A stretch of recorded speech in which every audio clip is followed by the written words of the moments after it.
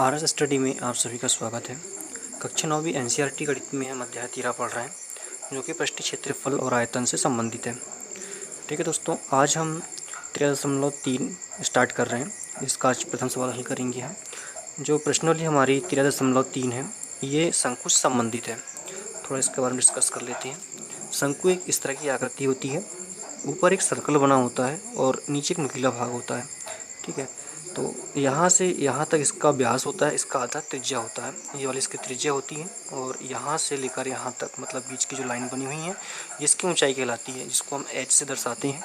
और जो साइड वाली ऊंचाई, इसकी जो तिरछी लाइन दिख रही है, ये त्रियक ऊंचाई कहलाती है इसकी, इसको हम स्मॉल l से दर्शाते हैं। इस प्रश्नावली में हमें मुख्य रूप से दो सूत्र पढ़ने को मिलेंगे।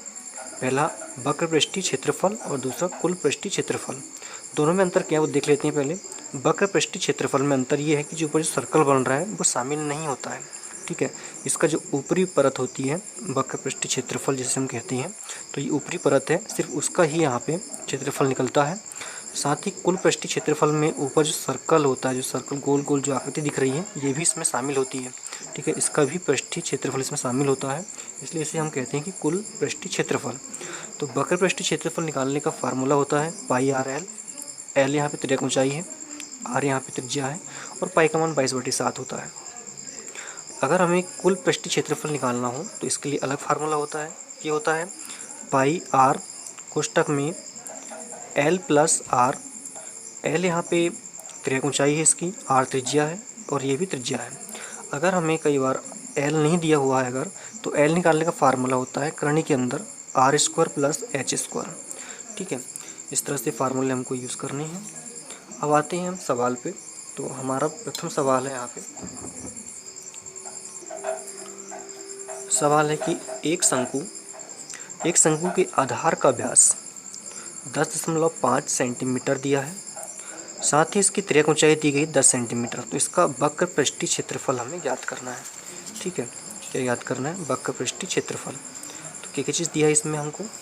शंकु में आधार का व्यास, इसका ये आधार है, तो इसका व्यास यहाँ से यहाँ तक की पूरी आकृति यहाँ जो बनी हुई है, इसकी जो लंबाई दी गई है व्यास की, वो दी गई है यहाँ पे 10.5 सेंटीमीटर की दी गई है।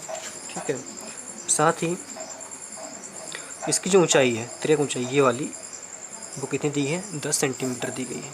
और ज्ञात क्या करना है? इसका वक्र पृष्ठीय क्षेत्रफल, मतलब यहाँ पे ये वाला सूत्र हमको लगाना पड़ेगा।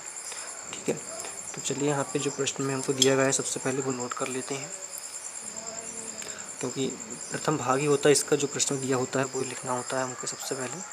तो हल दिया है शंकु का या शंकु के आधार का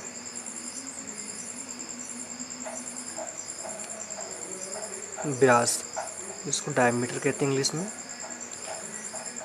कितना दिया है? 10.5 सेंटीमीटर। लेकिन हमें सूत्र में आर दिया गया है, तो हम डी से आर निकालेंगे, मतलब त्रिज्या निकालेंगे। त्रिज्या जो रेडियस होती है, ये होती है व्यास की आधी, मतलब 10.5 में हम 2 का अगर भाग दे दें तो निकल जाएगा। ठीक है, तो ये जाएगा 5.25।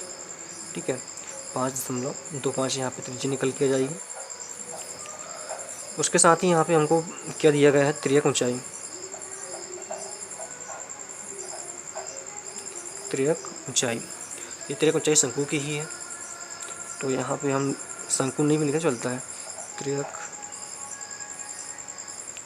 ऊंचाई, जिसको हम स्मॉल एल लिखते हैं, कितना दिया गया है? 10 सेंटीमीटर। और हमें यहाँ ज्ञात करना है वक्र पृष्ठीय क्षेत्रफल। तो लिखेंगे यहाँ पे शंकु का वक्र पृष्ठीय क्षेत्रफल बराबर कितना होता है इसका क्षेत्रफल? ये होता है, अभी हमने डिस्कस किया है, पाई आर एल। पाई का मान यहाँ पे 22/7 रखना है हमें। आर का मान यहाँ पे 5.25 25 और एल का यहाँ पे दिया गया है 10 सेंटीमीटर।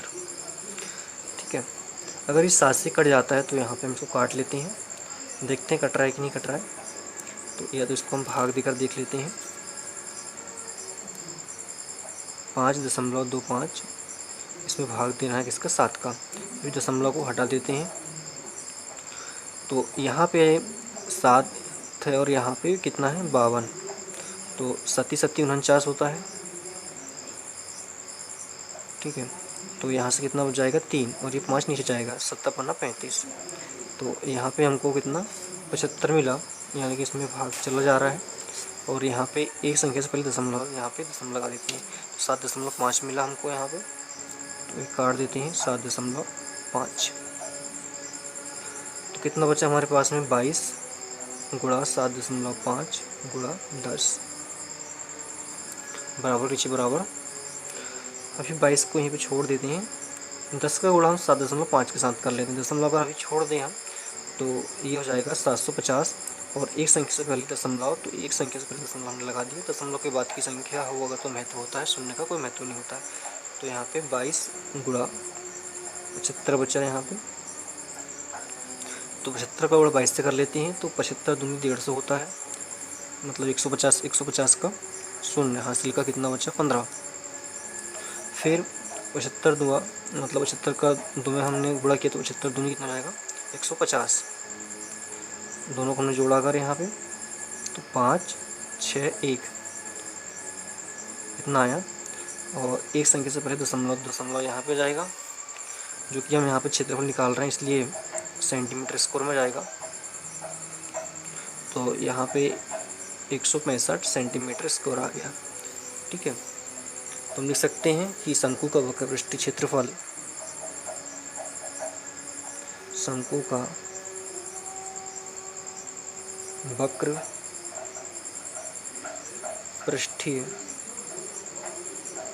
क्षेत्रफल कितना है 165 सेंटीमीटर स्क्वायर है। यही हमारा अभिष्ट आंसर है। ठीक है, इस तरह से ये सवाल कंप्लीट होता है। अगर स्क्रीनशॉट आप लेना चाहें तो यहाँ से ले लीजिएगा, और सेकंड शॉट ये। अगली वीडियो में हम अगला सवाल हल करेंगे। धन्यवाद।